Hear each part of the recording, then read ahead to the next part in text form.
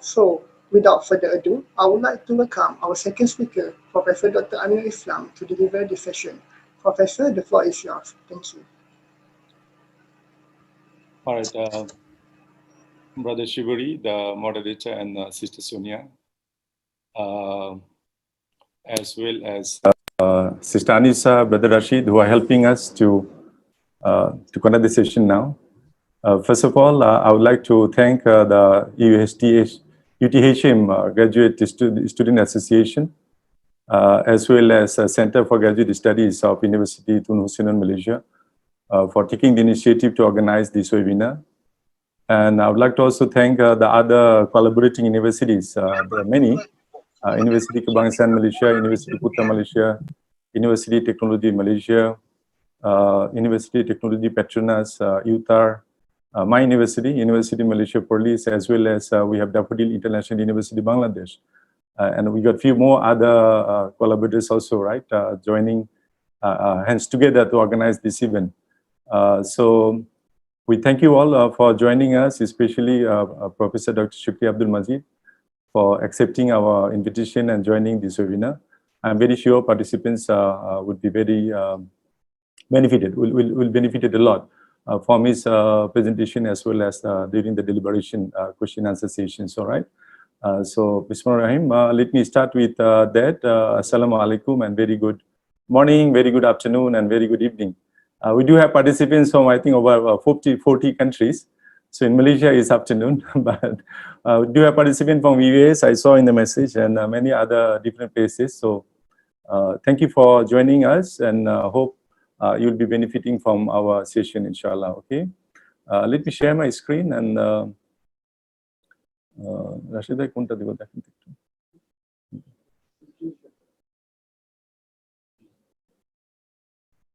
এটা তো ঠিক আছে না? দিছে যেটা তো নাকি।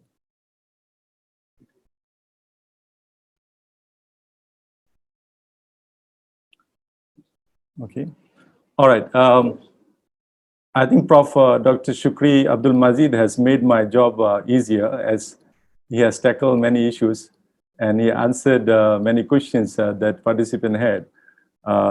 Let me share some of my ideas and thinking. Actually, Brother Shukri and myself, we do chair a lot of VIVA VOCE sessions at INIMAP. And I did also chair some sessions whereby students were from engineering faculty. And Prof. Shukri Abdul Majid also chaired many sessions where the students were from social science. Okay. Prof. Shukri has chaired few sessions of my PhD students. And okay, so both of us, we have diverse experience of chairing sessions from different faculties and different backgrounds, all right? So I think that gives us some kind of edge, you know, to answer the questions that you may have. Okay. আমার screen move করে না কেন এই এক সমস্যা okay now basically in your PhD journey, that's what you go through. You cross a lot of hurdles. It started from finding the title, and then finding the supervisor, coping with the supervisor, you know, the demands that supervisor has, and then conflict between supervisor and co-supervisor, and many other things, you know, and then you have problem in proposal defense, collecting data and all that. So finally, today's session is, we are making assumption that you have gone through all the hurdles and the reach to the big day, the biggest day of your academic career. All right, so it is the final VIVA VOCE session for the hard work that you have put for 3 years or more, okay? Now, if you look at the bottom, the slide I put, this is it. If you really do a good job and you really understand very well of the draft that you have submitted, then you will have a very good sleep. That's what is very important.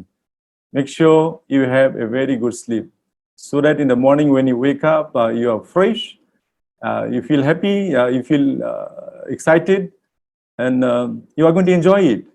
Basically, it is your VIVA session. This is your show, you know.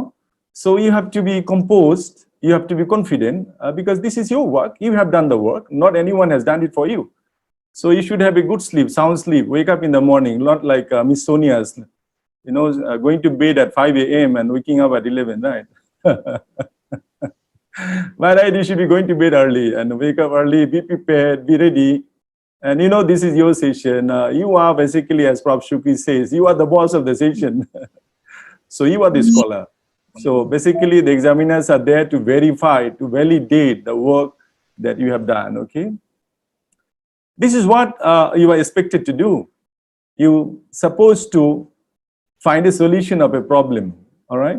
So what we do, we identify research problem through literature review, and what is most important, from the industry itself, where the problem is rooted.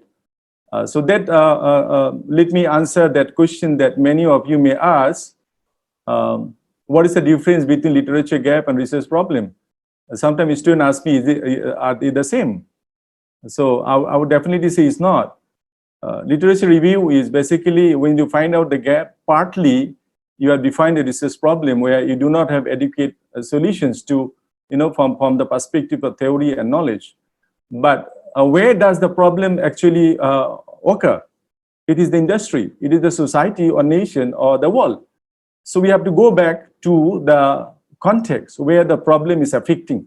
So finding out the research gap, the knowledge gap from literature is part of research problem, and then you have to get the right root of the problem where it is affecting.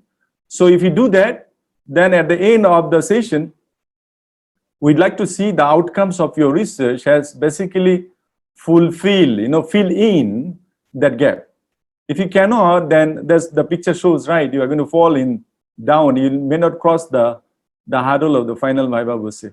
The research problem that you have identified, then you have translated into research questions. All those answers should be available in the final chapter. If you don't have answers of certain questions, make sure you go back to chapter 1 and review back, edit the question. Make sure you have all the answers of all questions. There's nothing wrong with that. Nobody is going to question you what was your research question during proposal defense and what is the research question now. Nobody is going to tell you that. So if you find the answers, now you have the answers, you can tally with the research questions and go back and edit the research question before the final submission. All right?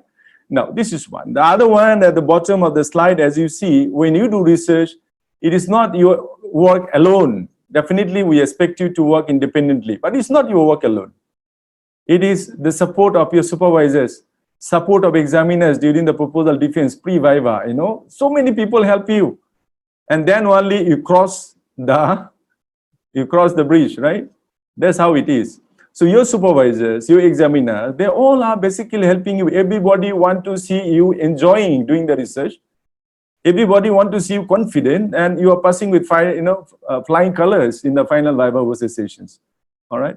Of course, every final VIVA VOCE session, at the end of it, we see, especially if it's a female candidate, we see the candidate is crying, even though pass with minor correction, is still cry. Pass with major correction, is still cry. And if the student really fail, cannot go through, you can imagine, the sort of situation they're going to have. So basically, some cries are cries of joy, and some cries are cries of sorrows. So we like to see everybody, cries with joy and excitement, have completed the PhD. So the beginning, definitely you have to start greeting the chairperson, the examiner and supervisors.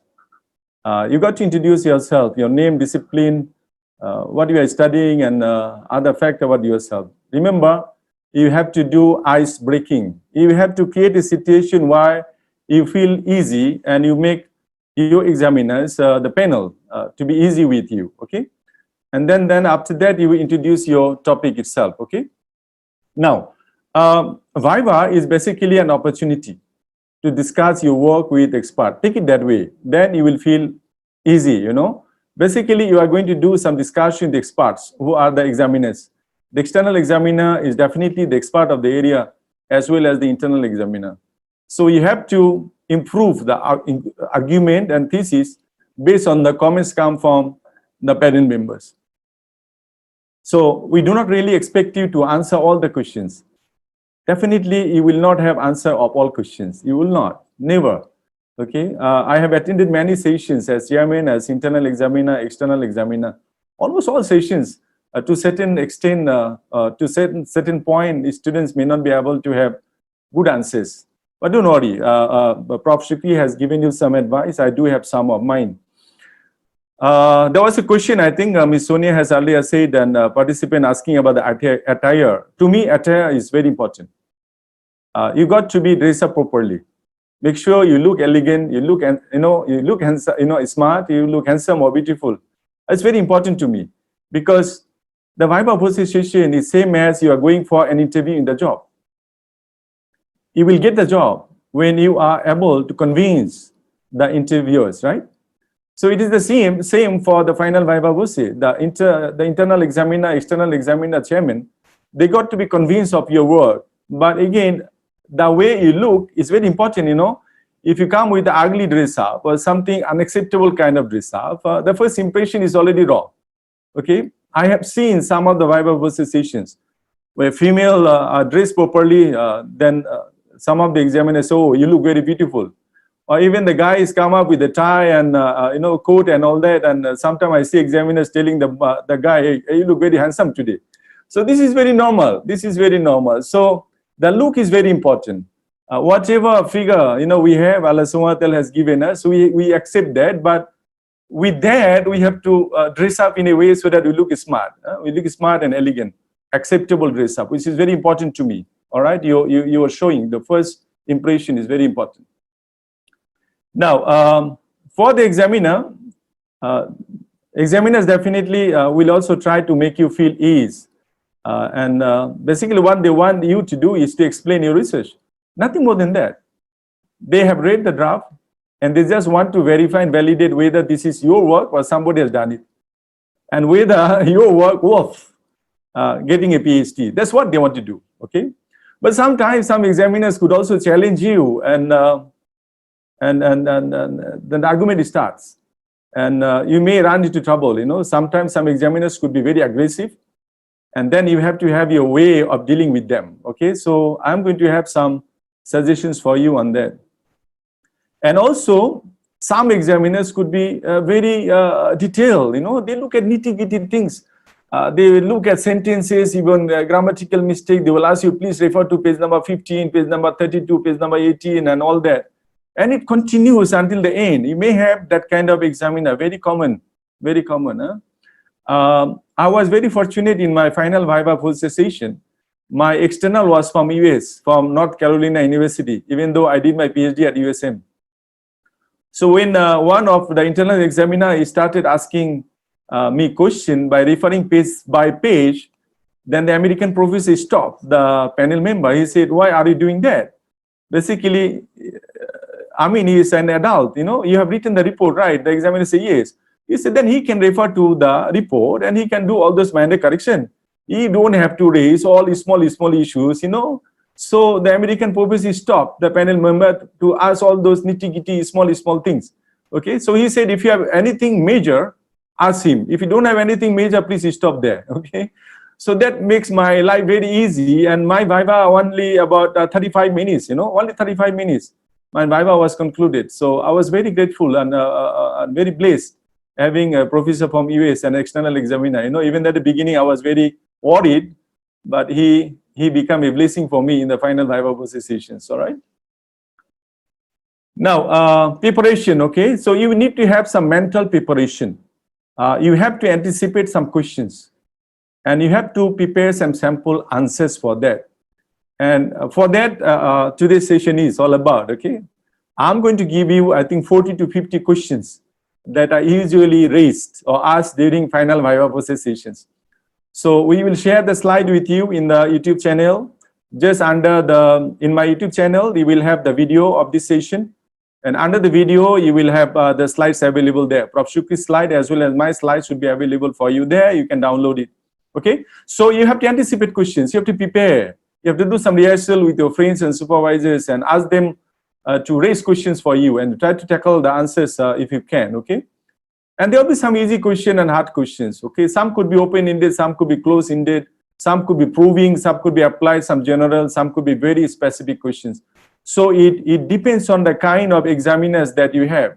Okay, completely dependent on the kind of examiners you have. So what you do then, you have to develop some kind of skills and equipment, right? As the, I know I've given you a photo of that, like if you want to play football, you got to practice a lot. It's not like simply guy would just go to the football field and shoot the ball. Okay, it's not like that. So VIVA VOCE session is definitely a very technical session conducted by a few experts of the area. So you got to train up, and you have to develop certain skills and equipment in you and techniques to deal with those questions that are going to be asked during the session. Now, there's some common mistakes. Let me share with that. I give you a funny, right at the right corner. Let's eat Genpa, right? It's like you are all going to eat the Genpa. I remember when I was doing my first degree at International Islamic University, Malaysia, and we started to brush up our English. It is very common when I ask people, you know, how do you cook? So you say, I'm a very good cooker. Okay, that was the beginning of English. I'm a very good cooker. So actually, it's not right, right? I'm a very good cook. So that kind of mistakes are always there in the final VIVA VOCE session. The first one is not taking your first impression seriously. So that's what I talk about, the dress up, you know, dress up and get up that you have. You got to get up early in the morning, you know, if you dress up properly and come to the session. We come to the session, greet them properly, okay? That's the first impression. In marketing, we say first impression is the last impression. So first impression is very important, all right? It's very important. When you buy something, you buy because of your first impression. You look at your dress. If you like the color, you like, you know, the color and thought it matches you, then only you start asking how much the price is. It's not that you are just going and buying it, you know. So first impression is very important, very important. Being too polished and robotic, you know, sometimes we feel like I have done the work and I know it very well, and I just try to answer as much, you know, as quickly as I can, which is not right. Remember, we all are human beings. We do have mistakes, and our research got a lot of weaknesses, and we cannot be showing like it is a perfect work and I am a perfectionist, you know, I produce the best of the world job. It's not. We shouldn't be, all right? Number 3, chalking on the tough question. It's common. You have a tough question and you start like showing your weakness. You start like, you know, sound like, you know, the sort of feeling you show to people that you are not really comfortable with that kind of question. So chalking is not really expected. Be composed. Be composed, be confident. Take time. Take time to listen the question properly. If you have the answer, answer it. If you don't have the answer, you can always ask the examiner to rephrase the question if you do not really understand the question. And when I chair the session, most of the time, I will have to rephrase the question. You know, so students get to that session where I am chairman, they are very lucky because I will always rephrase the question. If I see the student do not really understand the question, answering wrongly, I will always rephrase the question for the student so that he can answer. So you may not have always chairman like that. So you can always politely ask the examiner, Prof, can you please rephrase? I did not really understand your question, or I don't really understand your question. The examiners will definitely rephrase the question and make it like you understand it. Okay, it is always good. The 4th mistake that I always find with the candidates are not very humble. Some students are very egoistic and they have tendency of showing off. That's where the argument starts and problem starts there. I remember one of my students did PhD under my supervision, and he was arguing with the external examiner. And it was continuing and chairman did not stop, you know. So as a supervisor, I can't speak. So I asked permission from the chairman, would you please allow me to say something? The chairman said, please proceed. So then I told the student, it is good to see that the student is arguing on the topic, but unfortunately, you are wrong. The external examiner is right. So please accept it and stop there, okay? So I have to interfere. So that happens sometimes. If you are not humble and you are a bit egoistic of your work and you feel like I did the best of the world job and you started showing off, then problem will start. And you have to remember, the external examiner, internal examiner, they are very experienced people. They have gone through all the stages that you are going through now, and they have gone through some more than you. So you got to respect them, okay? Even though sometimes they could be wrong, still you got to be polite and you have to argue in a very polite manner, okay? Number 5, that what we have been witnessing now a lot, I do not know why, the students having different draft than the examiners and other panel members. So when we tell the students to refer to page number 25, he cannot find what we ask him to find. So he refers to his draft and we find out later it is in page 27 or page 23. Why does that happen?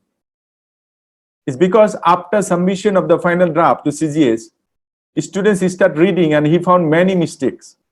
So he start correcting the draft. And then he updates the literature and all that.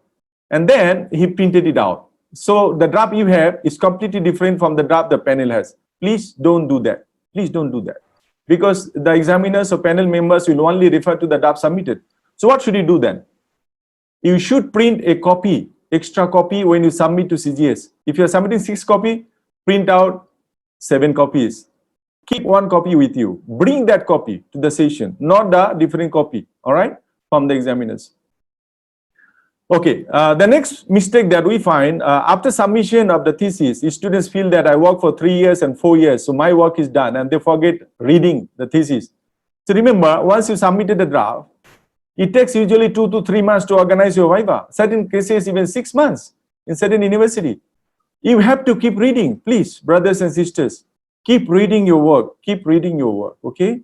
You have to make sure you know exactly what you have in the draft when you appear in the final VIVA VOCE sessions. Keep reading, okay? The next mistake that I always find with the student, of course, every research we have weaknesses, but you cannot be exposing too much. Don't talk too much, you know, keep it hide until and unless the examiners or the board of members, panel members ask you on something that you have a weakness, then only talk about it. Other than that, if you have serious weaknesses, even only you know, or probably your supervisor know, hide it, keep quiet on it, right? Why should you be telling people that I have some problem in my thesis? Why should you tell that? Okay, so keep quiet, keep it hide, unless, you know, when the board of panel members, when panel members raise it, then politely tell them, okay, this is what I have a weakness in my thesis because of that, and I'm recommending the future researchers should be, you know, doing a more research on this to cover up that weakness, okay? But do not expose too much. Getting tensed up at the beginning and during the session. So at the beginning, most of the time we find students really get tensed up, and during the session when they get hard question, they get tensed up. Please don't. During the session, you know, if I'm chairing the session, I will always ask the student, would you like to drink you know, bit of water, you know, to ease the student to feel comfortable with that, okay? The next one is very common also with the students, not really answering the question. It's because that you did not really understand the question. So you start, you know, going around answering different things that usually the examiners are asking you. So if I am the chairman of the session, I will stop the student. I'll tell the student, you're not answering the question. The question is about that, it's straight. But not many chairmen will do that. So you have to really understand the question. If you do not, ask the examiners, can you please rephrase? Can you please ask me again? Okay. Now, this is also the part of preparation. Please check your institution policies and practices. Many university does not require presentation. For example, like even my final VIVA VOCE session at USM, there was no presentation. It's straight question and answer session, okay? So it depends. So different institute has different rule. If your university has a policy that you have to do presentation, like my university, students are given 25 minutes to 30 minutes time for presentation. And then we always see the students, the mistake they do, they want to present a lot, but they often forget that examiners actually have read every lines of your thesis. So why should you be presenting so much? Highlight the research problem, research question, bit of your theories, and then straight go to your methodology bit and focus more on your findings and contributions, okay? I do have a video in my YouTube channel. How should you present, prepare the presentation slide? Possibly you would like to watch it. I think that is the most read or viewed video in my channel. I think so far 5,000 plus people has viewed it, okay? So please listen, watch and listen to that video about how to prepare presentation slide for the final VIVA VOCE session. So that would be helpful. Okay, I said reread your thesis and keep updating your research. Think about what you will and will not defend, okay? Draw up list of possible questions that we are going to give you today. It's not like sitting on the laptop where you can edit a sentence as long, you cannot do any correction during the session, right? You can't. So if mistake is there, it is a mistake. So you have to tell them, okay, I will do the correction, inshallah. I'm taking note, okay? The another mistake I always see with the student, they don't have a piece of paper and pen with them. How can you be coming to the session without a pen and papers? You have a draft and you must have some papers and pen, right? When examiners raise question, you take it down, please, so that it shows that you are really committed and attentive and listening to the panel members, okay? So you are sitting there, you cannot do any correction now, but you can always tell the panel members, I'm taking notes. Those small correction I will do. I'm sorry, I did some mistakes. It's fine. You acknowledge it and you will do it, okay? Then make sure you have a copy with you, printed copy, not the computer copy, not the soft copy, printed copy. I think about 3 months before, I attended a VIVA VOCE session from a foreign university, and a student did not have his draft with him. So the chairman was so angry, he took his draft and threw to him, He was so angry. He said, how can you come to a VIVA VOCE session without having your draft? So you must have your copy with you, right? Okay. Now again, still on the preparation, right? Get off with a good start. Prepare for icebreaker. You can always start asking questions to examiners and thanking them and all that. Silence does not mean bad news, meaning that do not really talk much. Do not really talk much until you are warranted, okay? Until you are warranted. Do not really point out your weaknesses. I've talked about it. Next one is important. Don't talk like a politician. We know politicians they like talking. You shouldn't be talking a lot. You shouldn't be talking a lot. Only speak what is necessary. Okay. We call it what? Short and sweet, right? We call it short and sweet. So speak as it is necessary. Don't speak a lot. Okay, you may need to move from friendly question to complex debates, right? You will have friendly questions at the beginning, and you know that slowly you are moving into complex debates where you have to argue. I remember there was one session, a professor, very learned professor, asked the candidate, do you agree with me that knowledge is universal? And the student says yes. So by answering that question, he put himself into the trouble. So the professor said, okay, if you argue the knowledge is universal, then when you apply the knowledge in different contexts, you should do the same, right? Then the student say yes. Then he said, why are you doing that research then in the context of Malaysia? Because this research has been done in many countries and many authors. So I don't see anything new here, okay? So when you're answering a question like that, be careful, answering the questions.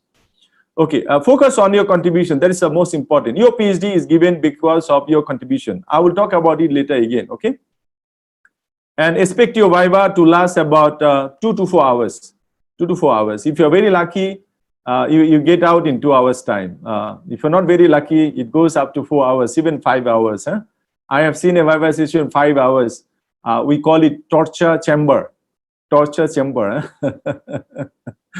I have 2 friends who did PhD with me, who was a psychic, who became a psychic and had to go for medication for 2 years. For 2 years. And I had another friend who failed in the first attempt, and the Viva was 5 hours long.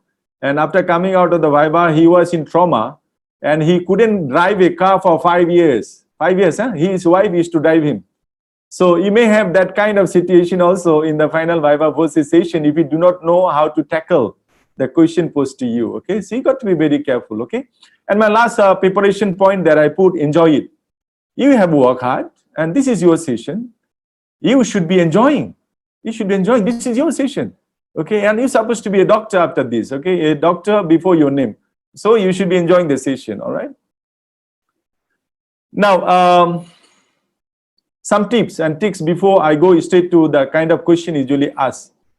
Be an excellent listener, okay? Listen to the entire question from internal and external examiner, okay? Most of the time, many times we see students, they do not really listen question properly and try to answer.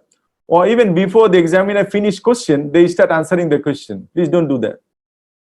Once the question is posed to you, then you should be taking time. Allow yourself to, arrange the kind of your thinking, and then the answers that you have in your mind. So take some time. It's not that when the question is asked, immediately you have to answer the question. You can take a bit time, pause for a while, prepare yourself, then only start talking, okay? And always give the credit for asking question. How can you do that? I have a slide for you afterwards, okay? Respond question to bridge the next questions. When you are answering the first question, make sure you know what kind of answers could be there immediately after that, okay? So you have to keep that bridging. So you have to forecast, predict what question could be after this question. So do not get caught by giving an answer in the first question whereby you will get caught in the second question. Be careful on that, okay? Keep communicating. You start asking question like, once you answer the question, ask the examiner, does that answer your questions? Okay, be polite. Or is that kind of information you are looking for? Keep communicating, keep talking to people. That's because it's basically an interview session. Okay, so keep communicating with the panel members. This is how you got to be, keep communicating and giving credit to the members who is asking questions. So once they ask you a question, you tell, thank you for the question, all right? So that give examiner a bit, feeling of ease, right? Then you can always say, that was a great question. So you are giving credit to the panel members. That is an interesting question. And then sometimes when the examiners give you some comments and say, yes, you are right, of course you are right. Okay, and then sometime when the examiner find you are not answering the question and he rephrase the question, then you say, thank you for that, I am very aware of it. So that's how you can be very polite and you keep engaging yourself with the examiners. If you do that, basically you will be controlling the interview session, the VIVA VOCE session. The question and answer session will be coming in your hand. Basically, you are going to control the session because you are interacting and communicating with the examiners, all right? So you got to be very good in communication skills and PR skills to keep yourself engaged with the examiners. Now, if you find something very difficult, that's what Prof. Shukriya earlier was trying to answer to you. So if you find something not very familiar with you, you cannot really answer the question. You just say, sorry, I am not familiar with this word. I'm very sorry, this is not familiar to me. There's nothing wrong with that. We do not expect you to know everything of the world. Your PhD is basically in a very specific, small, concise area. We don't expect you to know everything. So the area that you focus on your PhD, there could be thousands of papers published. We don't expect you to read all papers. As long as you read all the key papers and recent papers, you are safe. So you may not have read a paper that is published 5 years before, even 2 years before, people did not come in notice to you. So you just say, I'm sorry, I did not get hold of this paper. I did not really read that. So I'm not familiar with that. You can always say that. You're not expected to read everything in that area, okay? And then, do you think this would further strengthen my thesis, meaning that when you, a panel member is giving a suggestion, so you are asking back that question, do you think, Prof, that is going to strengthen my thesis? If the Prof said definitely yes, then you say, okay, I will consult with my supervisors and we'll add on, we'll add on with that idea and incorporate that idea in my thesis, okay? And then when you have interpretations of your data and you find that panel members do not agree and they give a different interpretation, you can always say that perhaps this could be an alternative interpretation of my data. But the way I interpret it is also not wrong. You can always tell that, I remember there was one of my students' PhD thesis where Prof. Shukri was the chairman.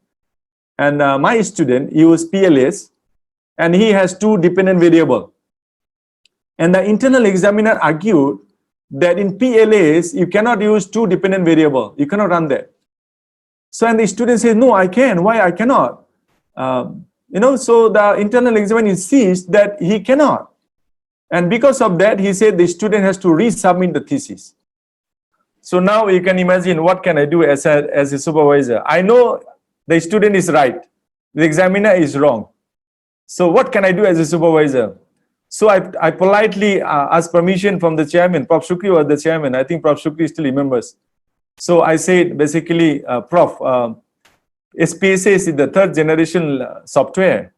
In SPSS, if we can use 2 dependent variables, why we can't use in PLS, which is a 4th generation language, 4th generation software. And still the internal examiner is not convinced, So Prof. Shukri said, even though I am not from social science or business, but the way student responded all the questions, the way the student handled the session, I don't think the students should go for resubmission. That's what he said. As a chairman, he made a rule there. He said, we may give him major correction because supervisor even said he is right. So I told the internal examiner, okay, I will get an email response from Prof. Ramaya. I think you know him, expert in Malaysia on PLS. He said he doesn't want that. He wanted me to get a response from Professor here, Joseph here, the father of PLS in the world. Can you imagine? So after the session, I have to write an email to Prof here. And then after 3 days, I didn't get reply. So I have to look for new email. I emailed to him. Then he answered. He said, you have done what is right. Then I forwarded to the internal examiner, the chairman. So that kind of situation also happens. You are right, but the panel members say you are wrong. So that kind of situation that the supervisor has to come to rescue you. And you can be polite and still you got to be strong because you know you are right. Okay? All right. The beginning, I'm now going to the question, the kind of question usually asked. Okay? So I talked about preparation and all that and some mistakes usually we do. And some tips and tricks that I have already talked about. Now I'm going to share with you some questions that usually asked. At the beginning, we'll start with, examiners will ask you, can you start summing up your research work?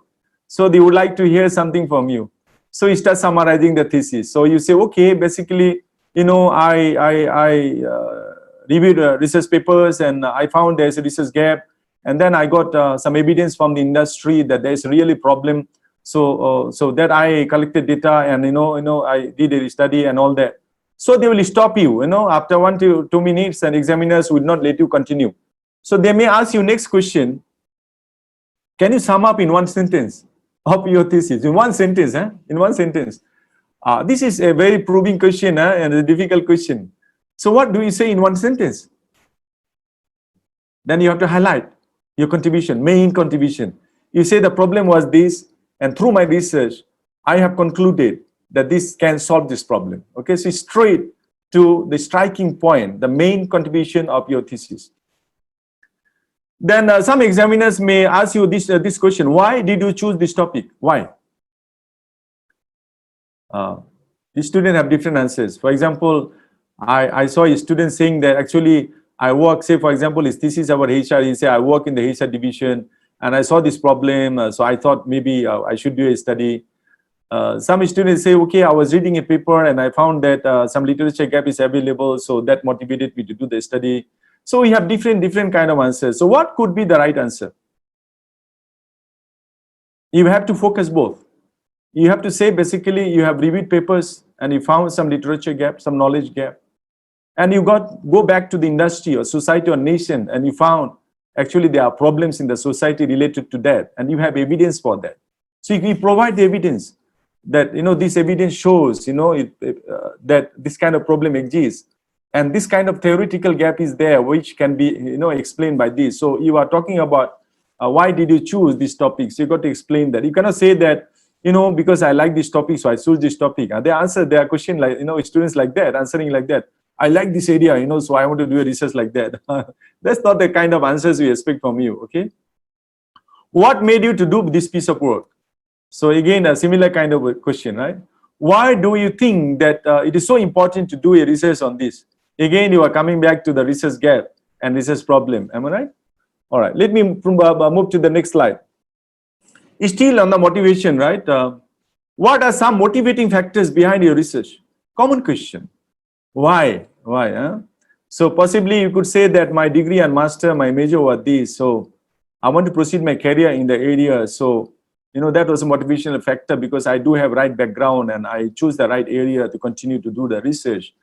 And then it could be also that you work in certain industry or you witness certain kind of problem and you show some data and evidence that, previous research papers, they have recommended, that future research should be undertaken in this area. So all sort of thing, you can answer very different, different answers could be there. But as long as you can tell people that your real motivation and people understand you that why you want to do research is fine. What kind of idea ties your thesis together? This is very important, right? Remember, thesis is just one piece of work. So you start with research problem, then we translate research problem into research questions. Then we go to the modeling or framework. Then we collect data. We have findings and all that. So key issues and debates are basically in social science research are independent variable. The main problem that you have is the dependent variable, and the key issues are independent variable. So in engineering and science, I'm not very sure how it is done, but definitely you do have certain equations and modeling. I think also you look into that. Okay, so dependent variable is the main problem, and then issues that drive to the problem, those are the independent variables. So you can always tell these are the issues. All right, I'm going to show you a slide on this, right? And I'm always saying that at the beginning, remember the first impression is the last impression. That one always keep in mind. At the beginning, you got to do very well. As we say, good start is half done, right? And excellent start is half done. So at the beginning question, if you answer very correctly, your job will be easier. The examiners will have a feeling like this is your work and you are very proficient and I know you are very good. So that kind of feeling would be always there. So this is how I created a template to plot your research problem. You have your research problem and then you plot all the issues one by one. Okay, that answers the question, what are the issues driven you to do a research? Okay, so this is your, I have given the title, the slide will be shared with you. So you have a dependent variable, say for example, farm value, and what affects the farm value, this student looking at financial business tricks. So I have plotted all the issues. So that will be easier for you to tell the examiners, these are the issues that driven me to do the research. Okay, this is the research problem and these are the issues. So this is about knowledge gap, and then you have to straight proceed to contextual, industrial, or practical issues. These two must be combined. Theoretical gap, knowledge gap is not enough to prove that there is a need of a study. Some kind of data has to be there from the industry or the society or nation or the world at large. So data support should be there to back up, your claim that there are some knowledge gap and you'd like to fill up that gap by doing research. Okay, so these two had to be combined. Later I will come back again when come to contribution. Okay. Now we come now to the key questions. Okay, the question could be, examiners could ask you a question like, what is your position as professional or personal relation to the field and these research questions, all right? So they may want to hear some kind of your personal views on the research questions you have. Huh? This is basically to test the student, whether the student really understand, what he is doing, all right? Then next question, kind of question we may also ask you, what prior conception or experiences did you bring to this study? So that's where you are going to focus on your literature gap and your practical contextual gap, right? How did your research question emerge? So how did you arrive at your research questions? Remember, from research problem, you have issues identified, and relationship between every issue to the problem become research question. Am I right? So all those issues are related to your research problem. That's how we are going to answer. How did you arrive at those research questions you have, right? This is the beginning again, right? The key questions. Research context, okay? So the main research questions, definitely it is in the draft and they have read it, but still they want to listen from you. Huh? And always do not read the draft. Do not read it from draft. It is your work. You should know what are the questions you try to answer, right? You just tell them without reading the draft. Be confident and you have to be prepared like that. Huh? And do not even refer to a small paper notes, looking at the paper and then answering the question. No, you should be knowing, familiar with the research question that you have. Okay, what theories or theoretical framework that have drawn upon your research? That's where for business social science we will be talking about underpinning theories or supporting theories. What are the important theories that underpin your research? Very important, all right? So that's what you got to look at. What are the theories you study illuminate, right? Again, the similar kind of question. So either question can be asked. We won't ask all the questions, right? Basically, I'm giving the list of questions. Usually we ask you or the panel member asks you, but not necessarily that they are going to ask all these questions, right? There could be many different type of questions there, but we are giving you some kind of, ideas, what kind of questions are usually asked, okay? All right.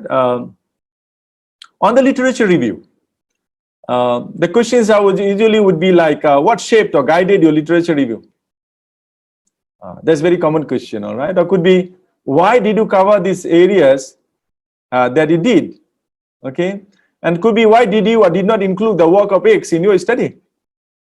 So as I said earlier, you may have many papers published. You don't have to read all, and you may not cite all. So an examiner may always bring out, I see common to some examiners, what they will do, they will get hold of some papers, they will print it out and bring with them and tell the student, see, these papers are very good papers, but you did not cite in your research. You know? So what did you do in that case? You can always politely tell them, Prof, I have tried my best to cover the key studies and I have covered them. But again, I did not come across of these papers. If you kindly share with me, I will update my literature. Okay, I will update my literature. I will use these references. You know, thank you very much, Prof, for sharing with me. Okay, so that kind of approach has to be there. Okay, because the literature review, you may not be covering everything that is needed. There'll be always shortfalls. There'll be always shortfalls. If examiners advise you to edit and update something, definitely you have to accept that. And you can always tell them, okay, I'll consult with my supervisor. Thank you very much for sharing these, and I will update my literature using these papers. Okay. Literature review again. What are the 3 most important papers related to your thesis? Now, very specific, you know. There are very key papers. There are key papers, most important papers in your area. You must read those 3 papers, or 5 papers, or 10 papers, or 20 papers. But the examiner is asking you, tell me the 3 most important papers. So now you got to tell him, right? The 3 most important papers. You got to give the citation. Okay, William 2002. Okay, Amin 2010, and Shukri 2015. These are the 3 key papers that shape my study. Okay, so definitely you can do that, and you have to do that. Okay. What had the most impact in the growth of your theory and practice in the subject area? So again, you have to refer to the studies being done and the theories being developed and validated or extended. You have to talk about them. Now, when it comes to methodology, common questions would be, why did you employ this method? Why? Okay, why not others? When you review papers, there are many different approaches and different research methods. So why did you accept one and didn't accept one? So you have to have justification. By right, you should have justification in your draft itself. Okay. So now, if you do not have that, make sure you get ready to answer that question. All right. But to me, I would always advise the student, make sure you have justification on the method that you have selected. Okay, in the draft itself. So that will make your life easy during the VIVA VOCE session. You can always refer, you can tell examiners, Prof, can you please refer to page number this, where I have actually justified why I choose this method. Okay. All right. So next question is the similar one, right? And then, how did you use the particular technique of research? What did you make out of it? So now it's very specific. So you are saying that I have used this technique, and because what? I have got this kind of outcome, you know. So now you are justifying again the kind of methodology that you have used. I have to do my presentation a bit faster so that we can take on some questions. All right. So I will move a bit fast from now. Okay, methodology. Still, you have some questions. What is the unit of analysis? Very common question. So, unit of analysis is the unit that you analyze in your research. It is the unit where the data comes from. If the data coming from employees, then your unit of analysis is employees. If your data is coming from customer, then your unit of analysis is customer, individual. If your data coming from organization, unit of analysis is organization. So be very careful on that, okay? How did you establish the boundary around the scope of your data collection? Now moving into very important area, you know, say for example, you are doing a study on the manufacturing industry in Malaysia. So most of the manufacturing industry in Malaysia are situated in Penang, in Selangor, in in Kedah, as well as JB, right? Johor Bahru or Johor, right? But again, if you take these 3 states, there are so many companies. So how did you decide to go to specific industry and the firms available there? So you have to have justification. How did you do that? Okay, you have to have justification of that. I remember there was one student, one of my friends, failed in his first attempt in the VIVA. He did a study on online shopping about 15 years before, 10 years before. And his sample was only MBA student. So the external examiner did not agree with the sampling. He said, how can you assume that online shoppers are only MBA students. So your sampling frame is wrong. So he was asked to redo collecting of data and doing all that, okay? So he suffered another 1 year, collecting new data and all that. So you got to be very careful, all right? So boundary of data collection, very important. Justification must be there with you. What alternatives did your approach offer?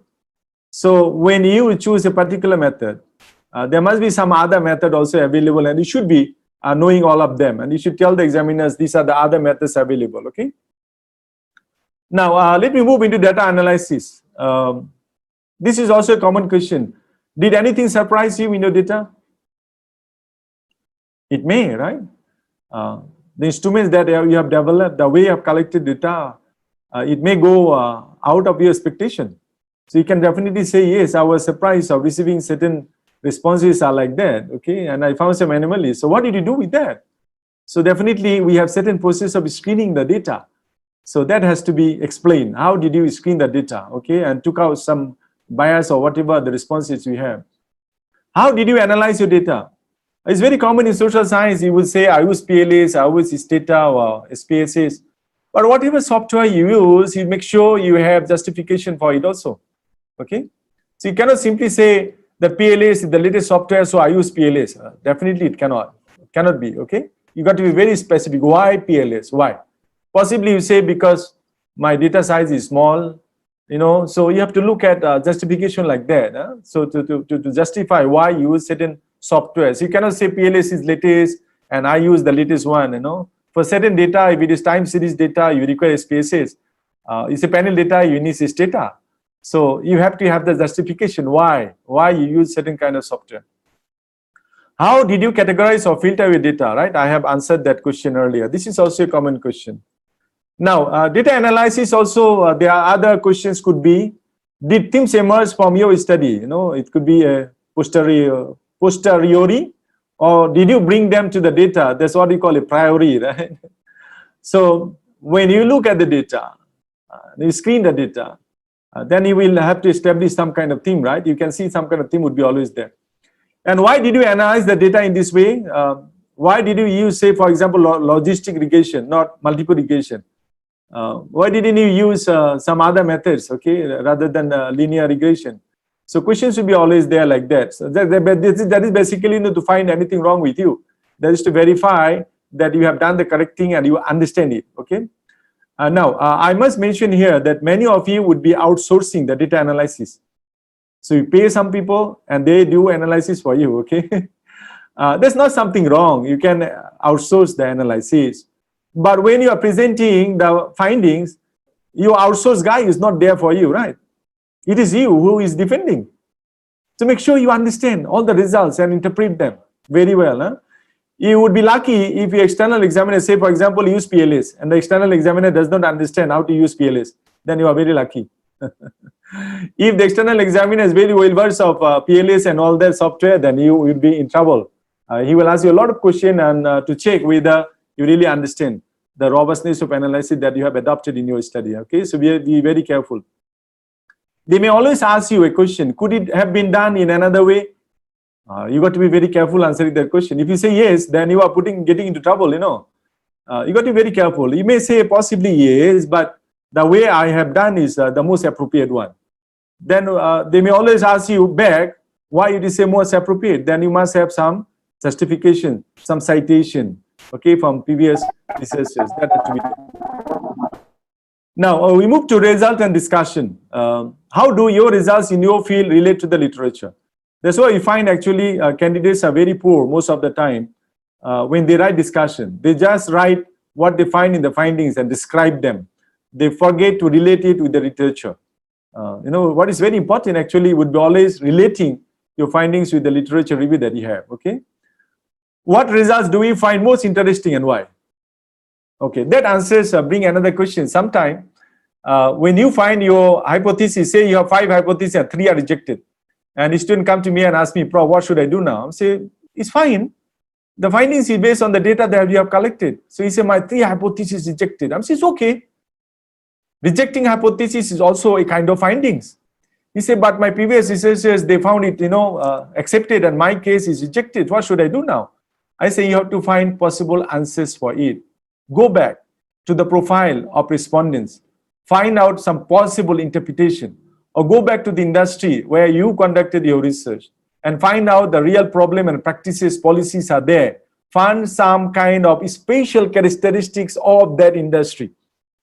Some differences of policies and regulation in your context from other country.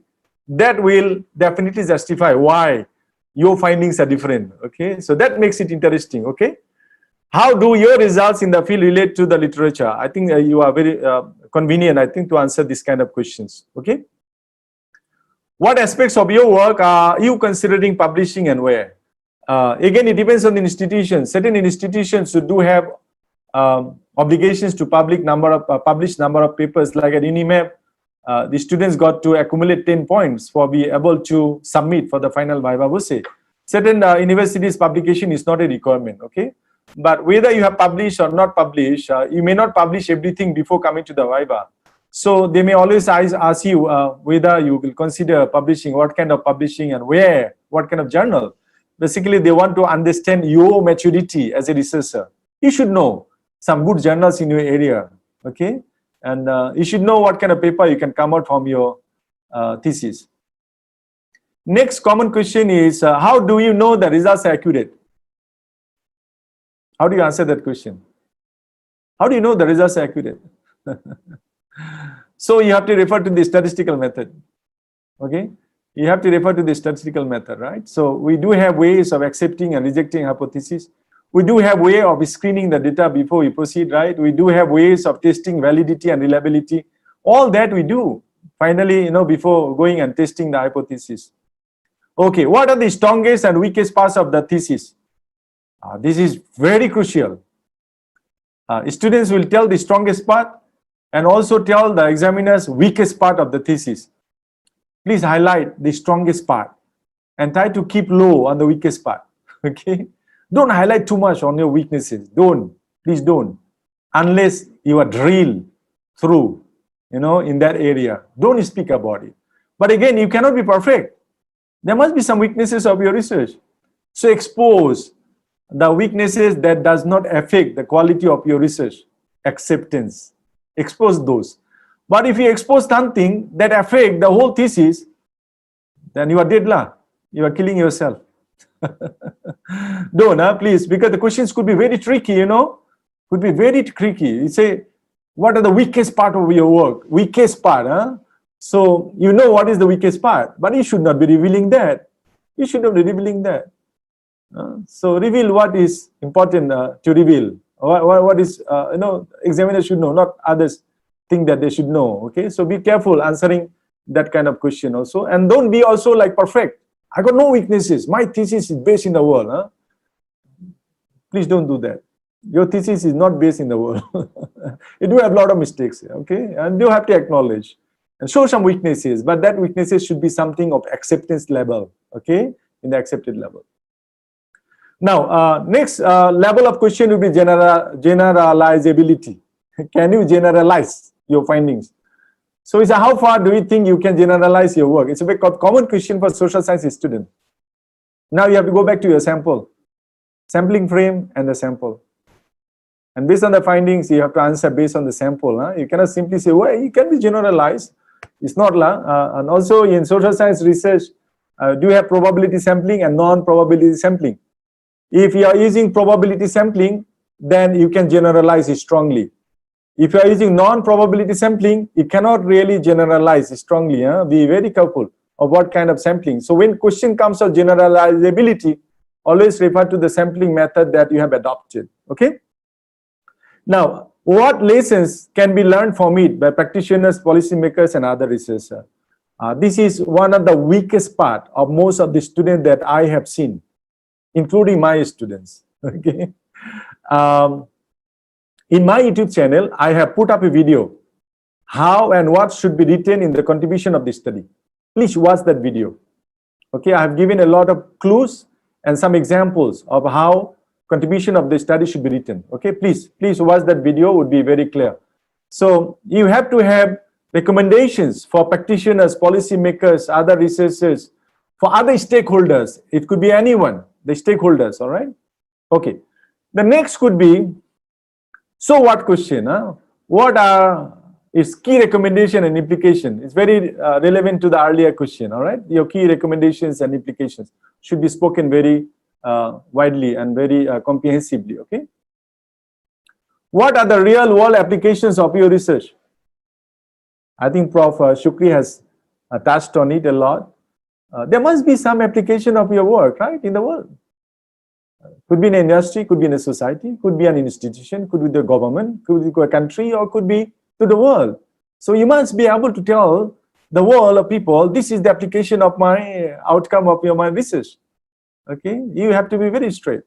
What are your core achievements? What are the core achievements of your research? You tell the examiner, I have actually completed within 3 years. That's my achievement. I finished within 3 years. Many people even take 5 years, 7 years. No, right? That is not core research achievement. So you have to look at your outcomes. You have to refer back to your research questions and then go to your look at your outcome and see how are you actually contributing in the field of knowledge, in terms of methodology, in terms of context, industry. So 3 areas that you always look at. In terms of knowledge, in terms of method, in terms of context. Could be industry or could be institution, the country or society. All right, I'm coming quite towards the end of it. I do not want to make you bored. All right, the last part, come to contribution. This normal question, then the examiner may ask you, would you please summarize your thesis? At the beginning, they may ask you, or could be at the end, summarize your thesis. And you start talking and talking and talking, it doesn't end. It's not like that. Strike, hit. It's like you are going for 10-pin bowling, right? If you hit at the right place, you get a strike, right? That's how it is. So straight go to your contribution of the research. What are you contributing? What is totally new in terms of knowledge or methodology or in terms of practical aspects, okay? What are the main findings of your research? You must know. You don't have to refer to the slide, you don't have to refer to the draft, or you don't have to refer to the notes that you have taken. You should be able to tell immediately what are the main findings of your research. Okay, next question, a bit tricky kind of question that we ask. What would somebody from this field learn from your reading of the thesis? From reading of your thesis that they don't know before. So what can somebody learn from your thesis that was not existed before? Something totally new. Something totally new. Actually, that gives you the PhD. That gives you the PhD, okay? Something totally new. A new knowledge contribution. That question is the question that makes you every PhD candidate sweat unless you are really prepared for it. Find out what is so important in your study that nobody has done it before. Okay, so something totally new. It could come from knowledge, could come from methodology, could come from practical or contextual stage. Okay, so if you fail to show something totally new in terms of knowledge, then you should have a strong contribution, a new methodology. Still you get a PhD. If you cannot show a strong contribution to new knowledge or methodology, then show some strong implications and contribution to the industry. That also gives you PhD. Okay, so we look at 3 aspects: new knowledge contribution, new methodology contribution, or new contextual contribution. Either one of it, strong contribution, will entitle you to get a PhD. But usually the knowledge must be there because it's an academic degree. It is an academic degree. If you have good knowledge contribution, methodology usually no, most of the cases, and you have some practical contribution, it's good for you to get the PhD title. All right? What did you learn from doing it? So this is some kind of question that we see sometimes from examiners. Through your research, what did you learn by doing the research? So you have to be ready with that. Next kind of question could be about the originality of your research. Be careful. Most of the university, I think we have now Turnitin software to check. And we do have also software like Quillboard, can paraphrase, right? So make sure you all do that before. I always recommend PhD candidates to use 2 software, Grammarly and Quillboard. Grammarly will help you to proofread, and Quillboard will help you to paraphrase. These two should be always there, okay? And if you see the caption that I put, it say basically somebody wants to be in the paper as author. He say, I'm not interested what is paper all about. What I just want is my name to be there in the paper. So many people are like that, right? You write a paper and he wants you to put his name in the paper. So that kind of thing sometimes we see among the PhD student, you know. I don't care, you know, whatever it is, I just want my PhD degree. It doesn't matter what you say. So it doesn't matter what kind of question you ask me and how I answer. At the end of it, please give me my PhD degree. That kind of attitude also there, which is not correct. Okay, you cannot be begging for it. Rather, you show that you deserve it. You have done the work, you should be given the PhD. Okay. This slide I show in many people. Examiners definitely do not want you to show oranges and bananas in an apple tree. You show apple in an apple tree. That's what you want. But the apple size has to be bigger, or the number of apples should be more, or the size of the apple should be bigger, you know, or the taste of the apple should be different. So that's what we call contribution, something totally new. But we do not want something coming from the sky. So you don't want you to produce oranges or bananas in an apple tree. You show apple tree in an apple tree, but the apple size could be different, the volume could be different, taste could be different, all right? So that's what we want from you.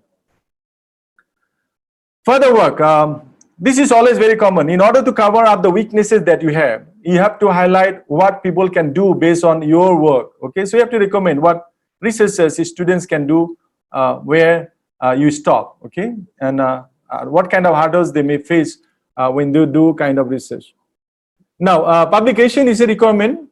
If you have published, you can always show in a slide, these are my publications. That gives a good point, as a Prof. Shukri has advised you on that. If you have ISI, Q1, Q2, Q3 papers, then you are very safe. You have published already good papers from your work. Okay, that will add some value during the session. Okay, the final question, Prof. Shukri has also touched it, and let me touch it also. This is the question that I love to ask, you know. Every session that I chair, this would be my last question as a chairperson. I will ask the student, why should you be given a PhD degree? Please tell me why.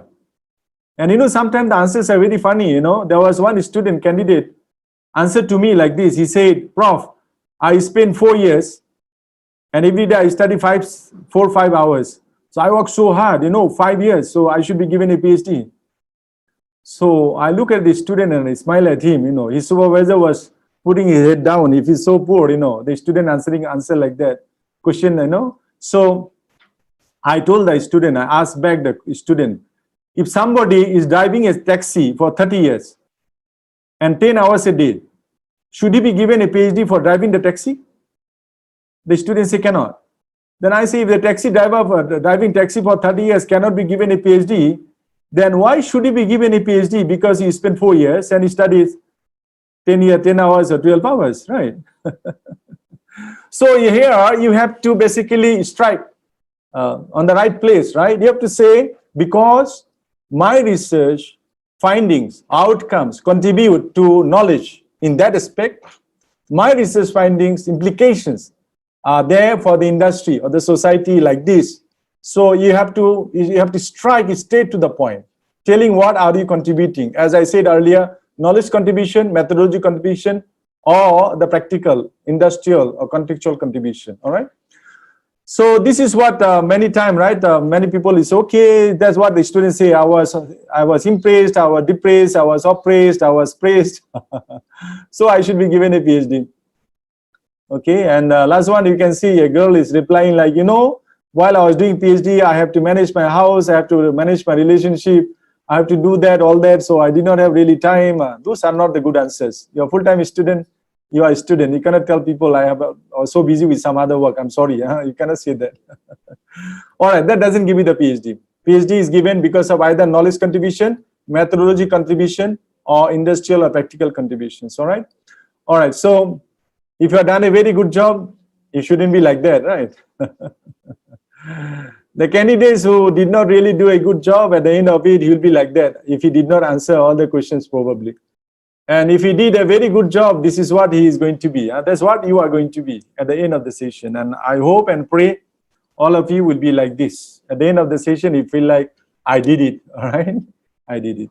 All right, with that, thank you very much.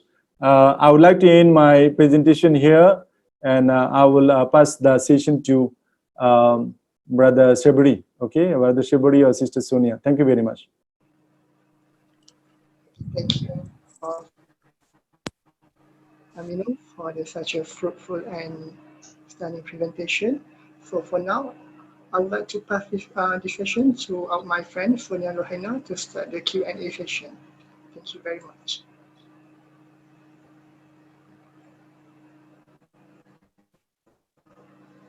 Okay, thank you so much, Prof, for the wonderful presentations. And really, today we got so many tips regarding the VIVA. I hope everyone will have get the chance to how to tackle them, especially to our examiner.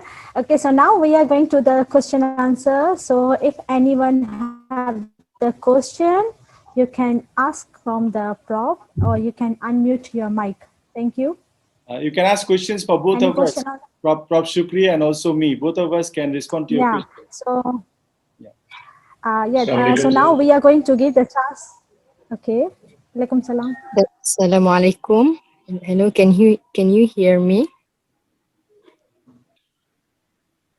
Yes, we can hear you. Very clear. Please. Hello, I'm Adiba. I have two questions. First question is for Prof Shukri, and second question for both of you. My first question is, why for Prof Shukri, why in your slide you said that don't over prepare for the VIVA?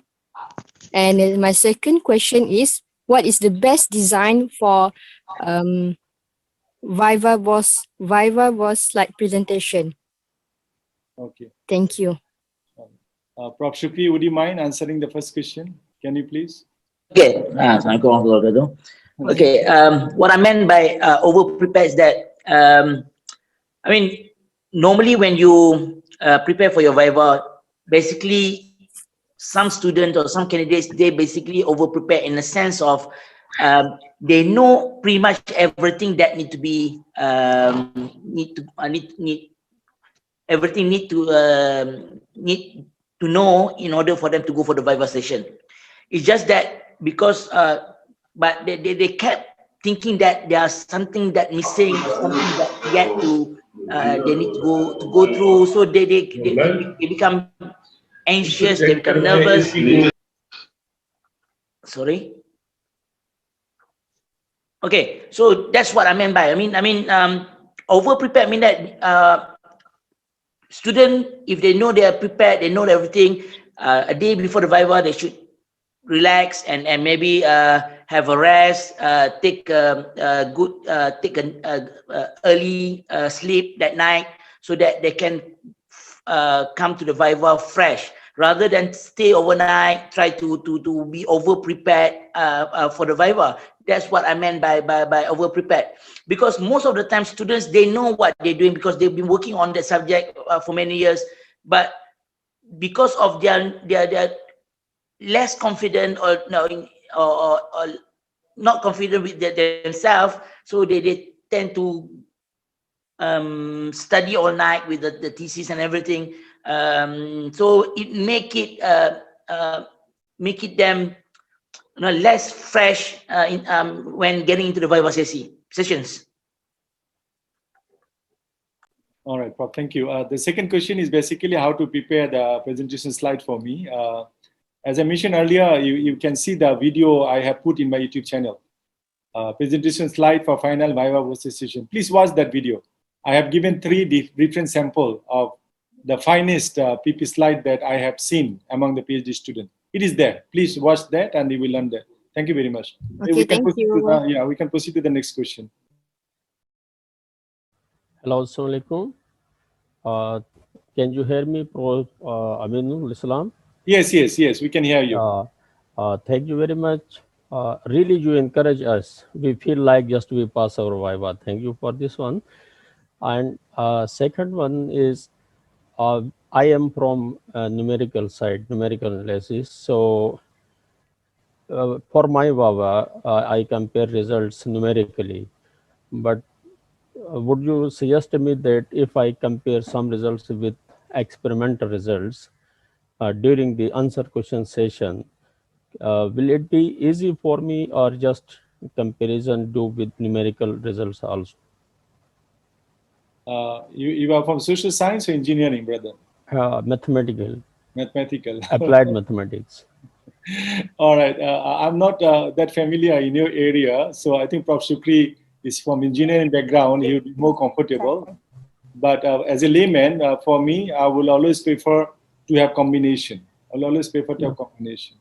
Beside numerical comparison, I would expect you to have some experimental supporting data. That would be very helpful. Yes, yes. Thanks, Prof. Welcome. We can go to the next question. Anyone, please? Sorry, doctor. Can you hear me? Yes, yes. Please proceed. Doctor, thank you. It was very helpful for me as a student, but I want to know what is the difference between, you said as a PhD candidate, the PhD candidate should give any new knowledge, any new contribution to knowledge. So I wanted to know what is the difference between this master and PhD. So PhD should give a new knowledge or contextual, as you said, but what about the masters? Okay, okay. Thank you, Brother Abshar, right? Brother Abshar.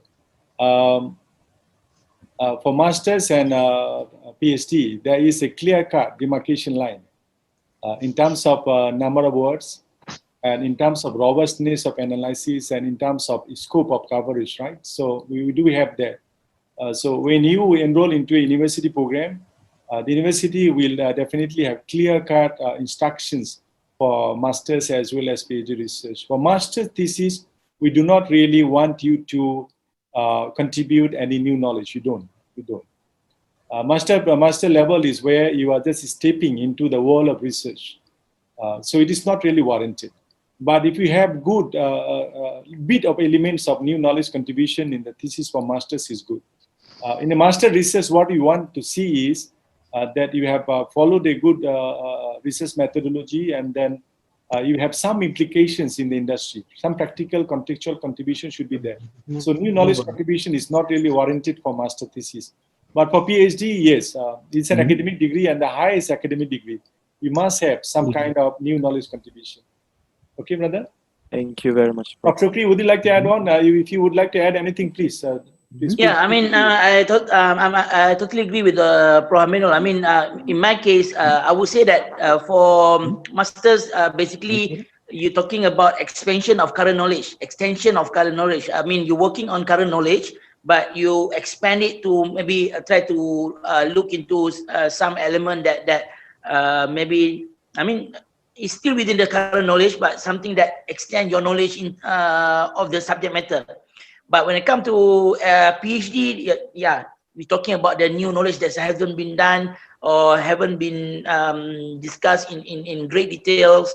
That's why it's very important when you do a PhD. It's very important.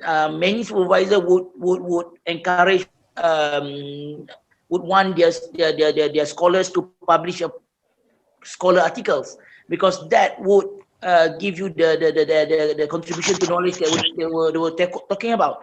Because if your publications has been published in a very good reputable journals, ISI ranking, and so on and so forth, when it's there in the public domain, people can refer to the paper, people can cite the paper.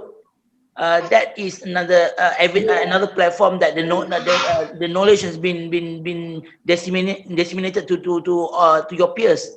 So that's very important. Of course, you can publish a paper in masters, but of course, I mean, you don't have to. I mean, but in PhD study, most of PhD study would require you to publish scholar articles. Okay, doctor. Thank you very much. Thank you. Can you have Assalamu alaikum, Prof. Alaikum salam. Please, I'm calling from Nigeria. I know, Nasiru, you always communicate with me in WhatsApp, right? Yes, that's true, Prof. Thank you very much, Prof. The question I'm having here is in the presentation, that is the VIVA presentation, you know, what part of the model should we include in the presentation slide? You know, I prefer not to answer that question because I do have a video in my YouTube channel. Okay. How to prepare the presentation slide. I do have, and 5,000 plus view already in 4 months. So a lot of watch, every day few hundred, you know. So go there. Everything is there. How to prepare presentation slide for final VIVA VOCE. Okay. So then, yeah. The other question is, the last this thing that I participate, there was this issue about corroborating your results with other researchers. At what point should you include it in your thesis? Is it the research findings, result and finding, or the discussion section?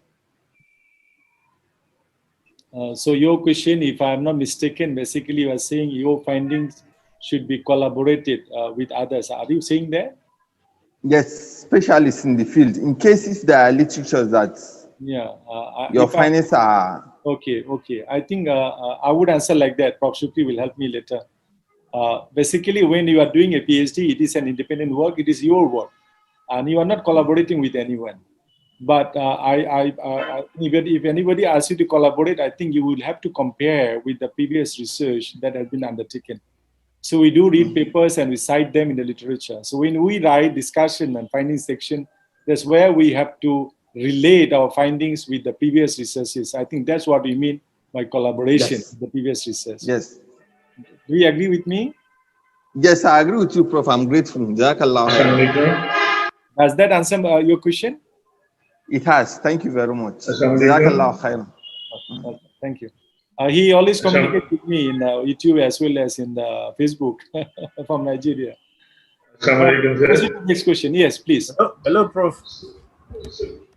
Yes, brother. Please. Thank you. I need an understanding on a particular aspect. That's why I feel let me ask so if I can get the best answer from you. Actually, I choose a variable which I use as an independent variable. I choose, let's say, for instance, innovation.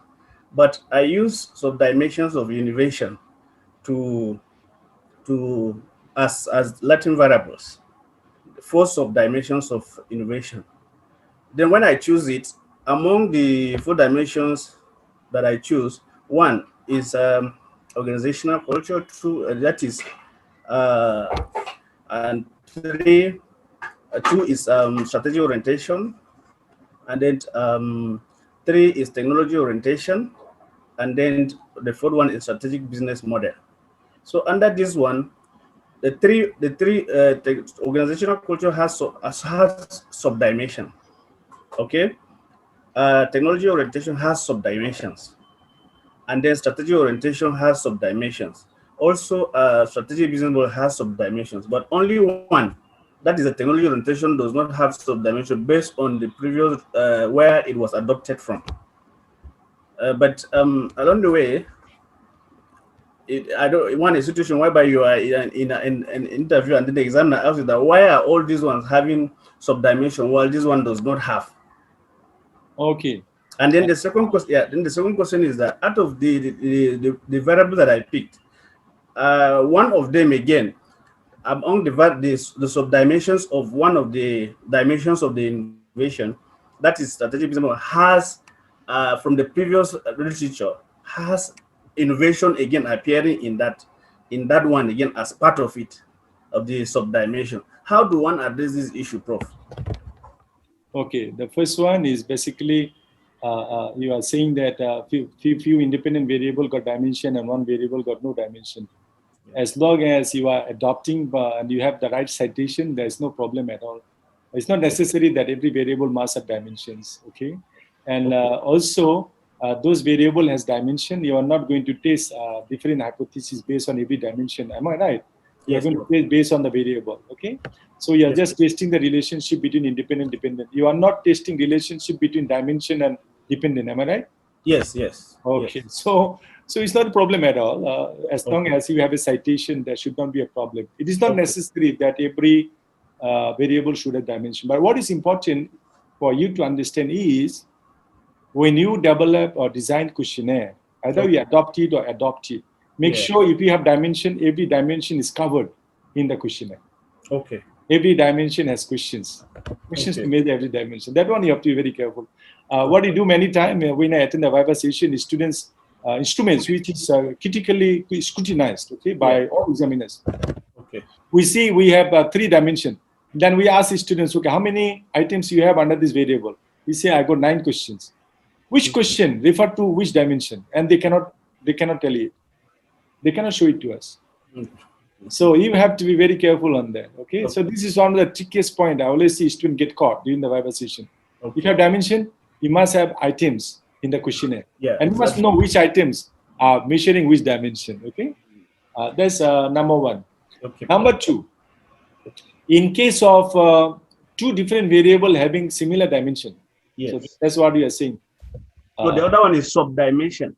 Not a dimension. Yeah, it's a dimension of subdimension that appear again. That's right. So possibly, if it appears again for subdimension from one variable, you can drop it.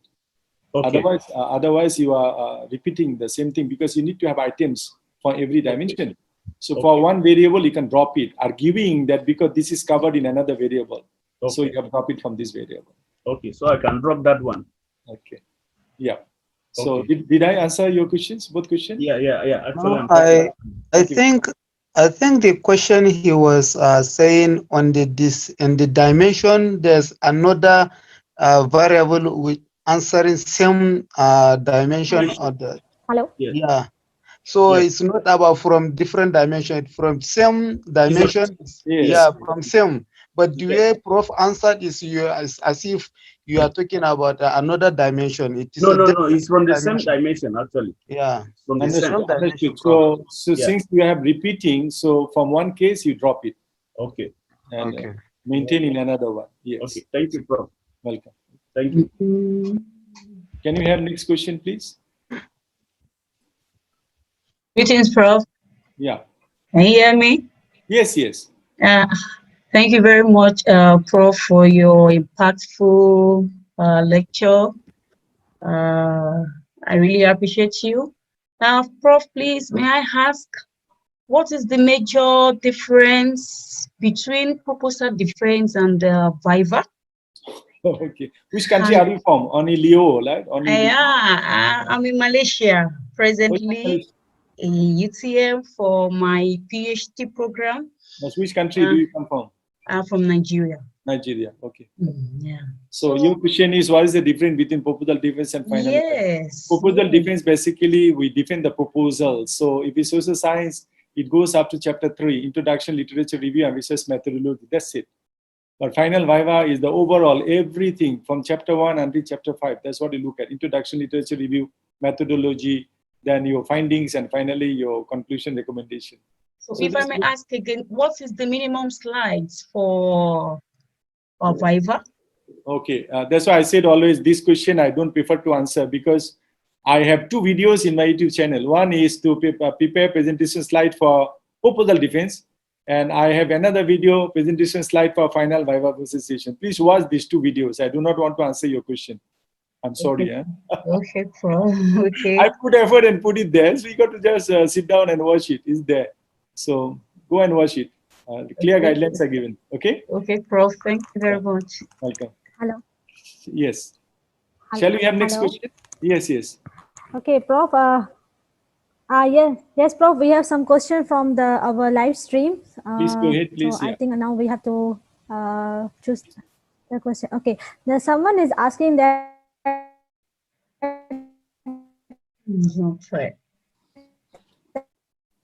If I explain the weakness or tackle or deal with it during my study, how to answer this question? You are breaking up. Your internet was not good. Can you repeat the question? We couldn't really listen to you. We couldn't really listen to your question. Can you repeat again? Hello? Yeah, you are breaking up. So hello? Can you? Yeah, you can hear. Sure.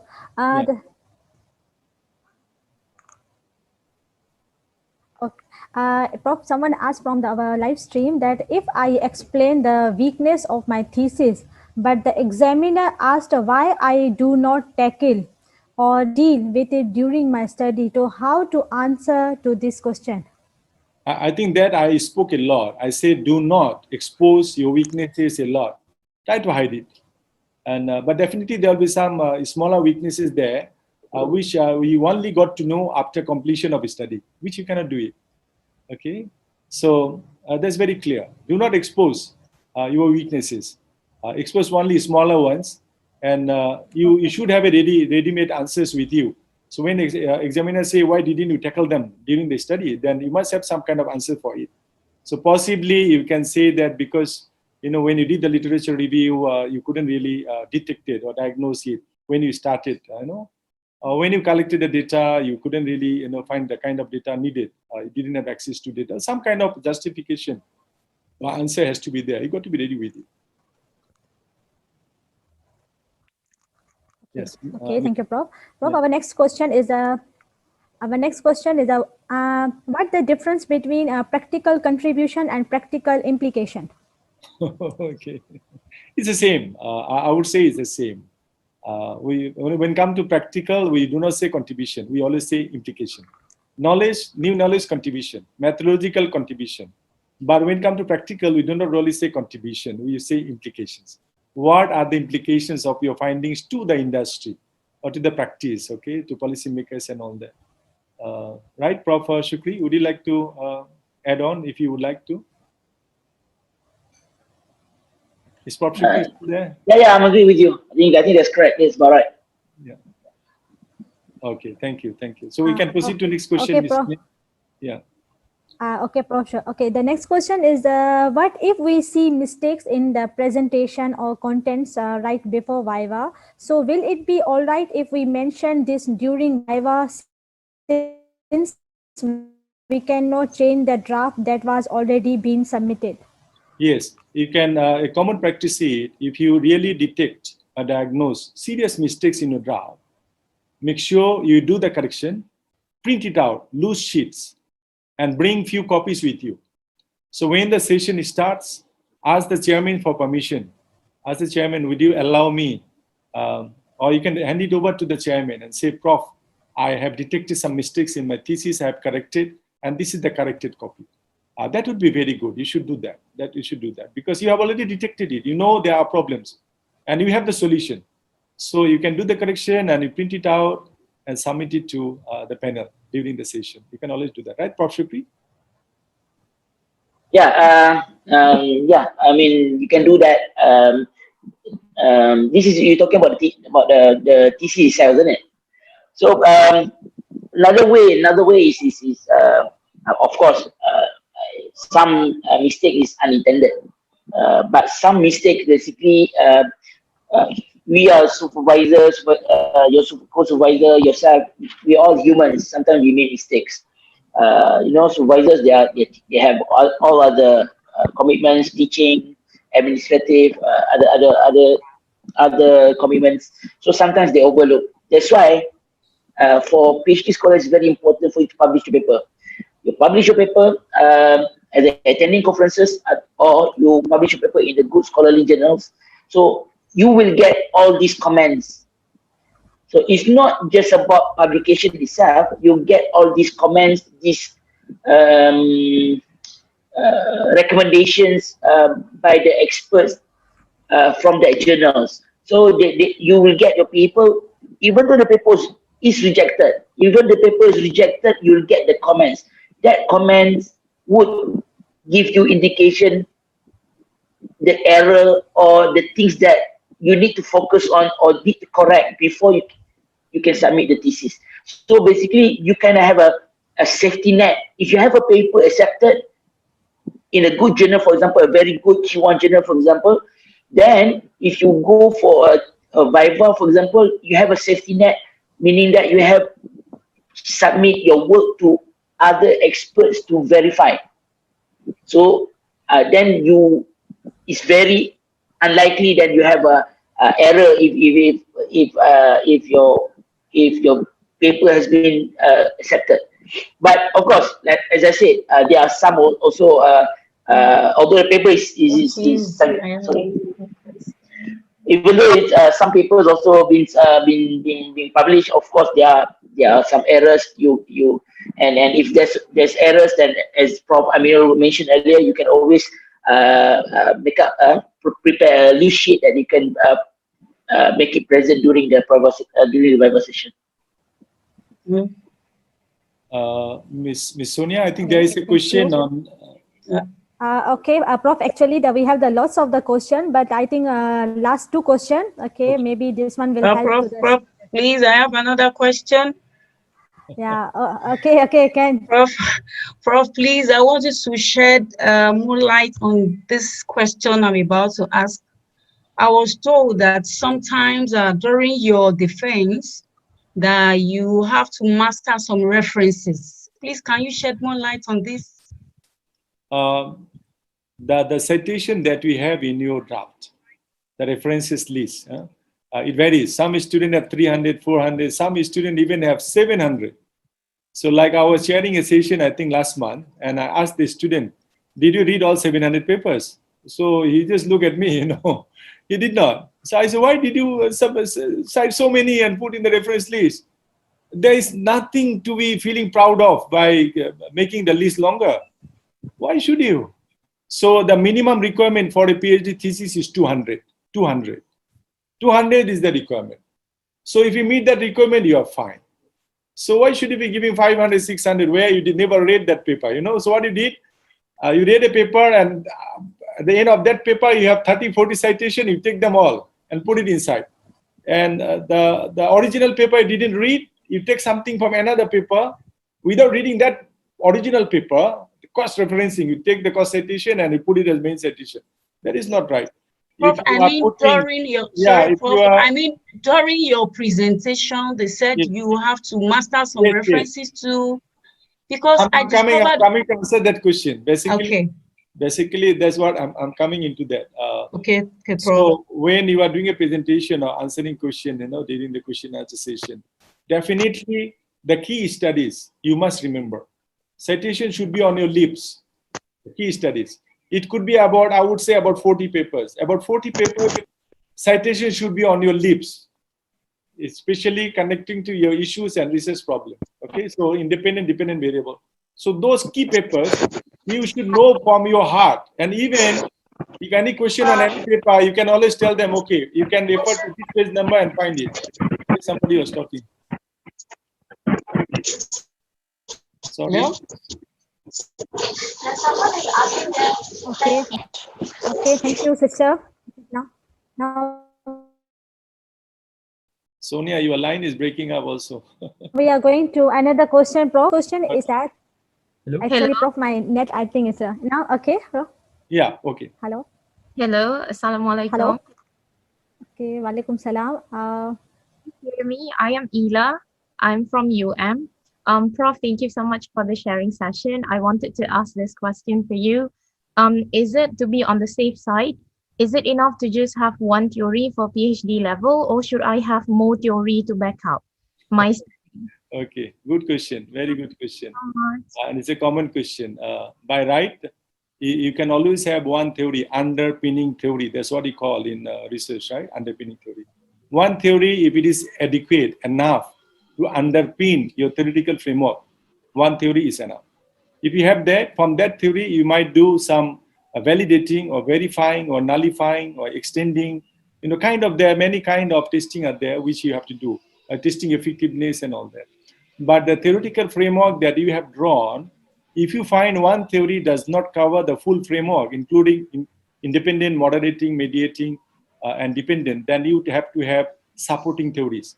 So the dominant theory would be this underpinning theories, and you may have 1, 2 supporting theory. All right, Sister Ila? Yes, thank you so much. Okay, thank you so much. Now, no more question from the audience. Thank you so much.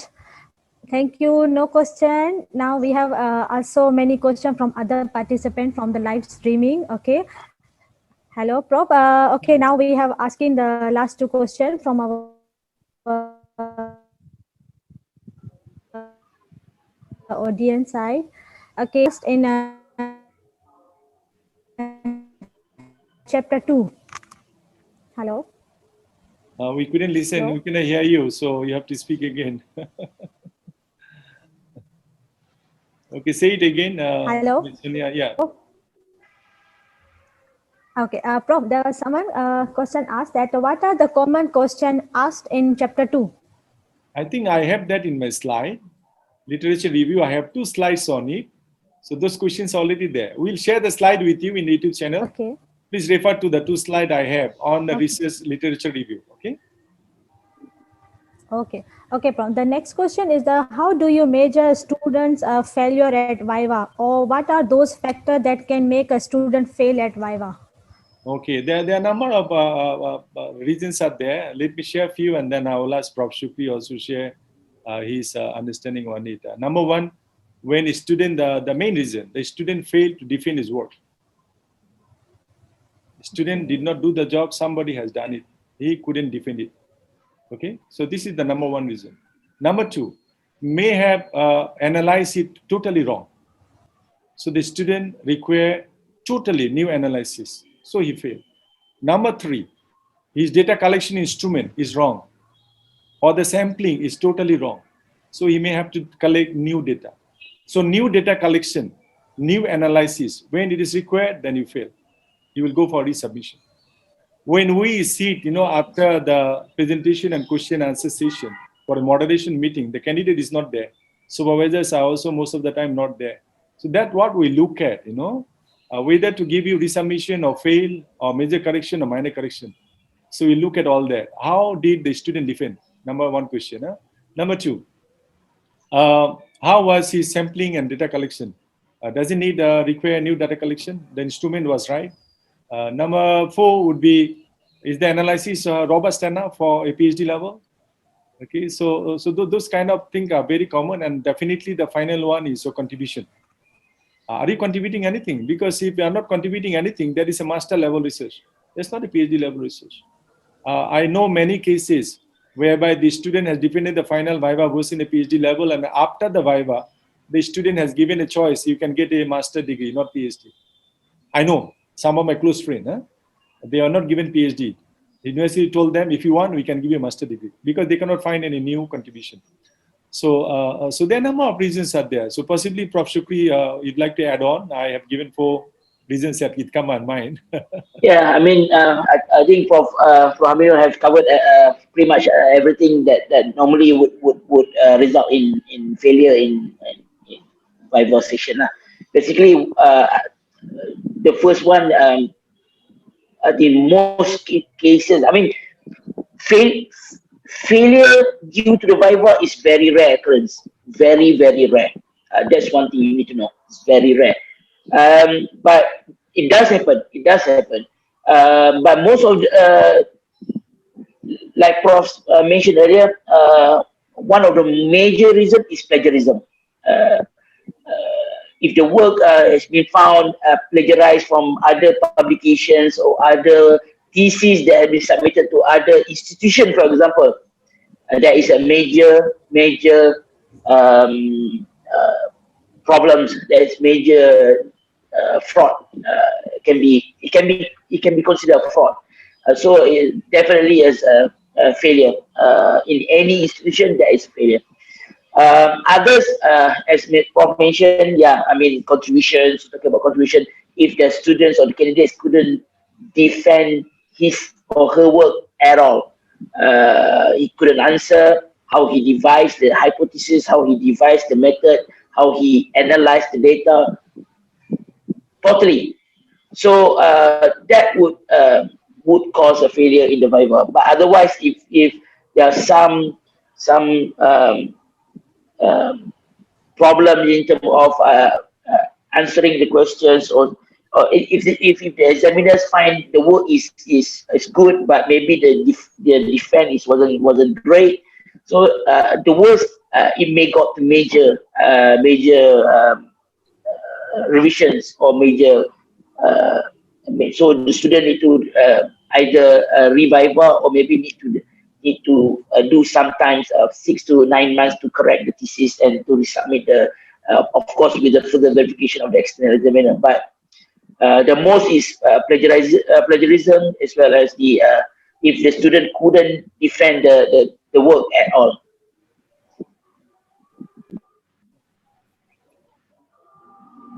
Sonia, any more question, or how would you like to do the session here?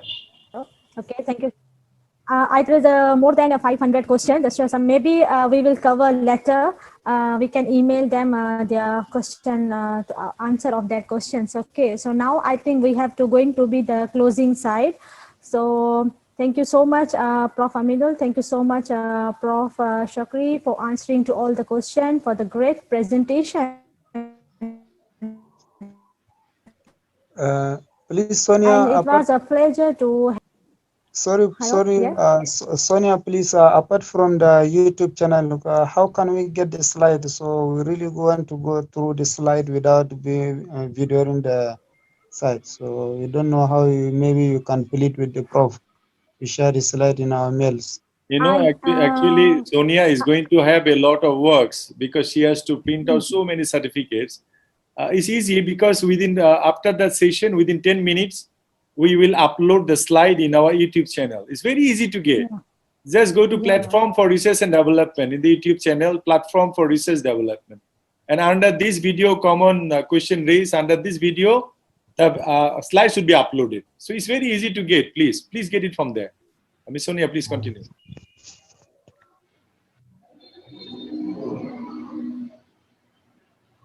Ms. Sonia, you can continue, please.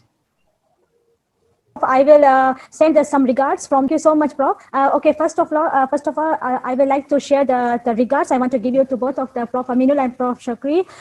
From our live stream, there's so many the participants attending our session from the Maldives, from the USA, and from the Nigeria, from the Bangladesh. So all the participants say that thank you very much for the wonderful session, and they give us so many blessings also. So I think today, I think because of the time constraint, we cannot all the questions, so maybe we can do the next series with the common question in the next year. So stay tuned with us, okay?